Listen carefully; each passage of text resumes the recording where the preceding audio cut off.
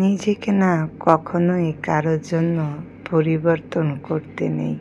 কোনো পরিস্থিতিতে বা কোনো কারণেই হোক না কেন, আপনি যেরকমই সাদামাটাই যদি থাকুন না কেন বা অসুন্দরী থাকুন না কেন, যদি আপনার প্রিয় মানুষটা যদি আপনাকে ভালোবাসে, আপনার ওই পরিস্থিতিতেই ভালোবাসবে। এই জন্য কোনো মানুষের জন্য নিজের ব্যক্তিগত জিনিস পরিবর্তন করা উচিত না। আর যদি করতে হয় তাহলে বুঝবেন যে সে আপনাকে ভালোবাসে না, আপনার যে পরিবর্তনের কারণটা ওইটাকেই ভালোবাসে। তো আসসালামু আলাইকুম, আপনারা সবাই কেমন আছেন? আমি তো আলহামদুলিল্লাহ ভালোই আছি। তো আপনাদের মাঝে আমি আজকে রান্না বান্না করতে আসলাম আর একটু গল্প করতে আসলাম, এই আর কি। হয়তোবা প্রথমে আমি একটু জ্ঞানী কথা বললে ফেলাইছি, কিন্তু ওটা জ্ঞানী কথা না, এটাই বাস্তব। কারণ আমরা যে সমাজে এখন আইসে পড়ছি না, ওই সমাজে না মানে সৌন্দর্য, তারপরে টাকা পয়সা, এইগুলোই না মানুষে দেখে। গভীর ভালোবাসা বা একজনের প্রতি আগ্রহ ওইটা না দেখে না। হয়তোবা আপনি তাকে অনেক ভালোবাসেন, কিন্তু সে আপনাকে ভালোবাসে না। এই জন্য আপনাকে যে ভালোবাসবে তাকেই না ভালোবাসা উচিত।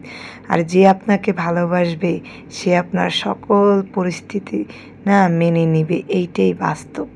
তো যাই হোক, আমরা অনেকে অনেক বুঝি না। আমরা বুঝি যাকে আমরা ভালোবাসি তাকেই পেতে হবে, কিন্তু না, সে যদি আপনাকে ভালো না বাসে, তার পিছনে শুধু শুধু ঘুরে না জীবনে কষ্টই বাড়বে, সুখ কখনো হবে না বা আনন্দ কখনো পাবেন না, কষ্টগুলোই বেড়ে যাবে। তো যাই হোক, কথা বলতেছি আর আপনাদের সাথে আমি রান্নাও করতেছি। তবে আজকে আমি দেশি মোরগ রান্না করতেছি আর ভাত রান্না করব, এতটুকুই। আর কোনো তরকারি রান্না করব না, এতেই হয়ে যাবে। আর যেহেতু আপনার ভাই আর আমি, এই জন্য আমাদের বেশি তরকারিও তেমন লাগে না। আর যদি কিছু হয় রাত্রবেলা, যদি কোনো ভর্তা টর্তা খেতে মনে চায় তাহলে ওইটা আর কি করবো রাত্রবেলা, তাও এখন না, এই আর কি। তো রান্নাবান্না করতেছি আর এই বিষয় নিয়েই মানে একটু গল্প টল্প আপনাদের সাথে করতেছি।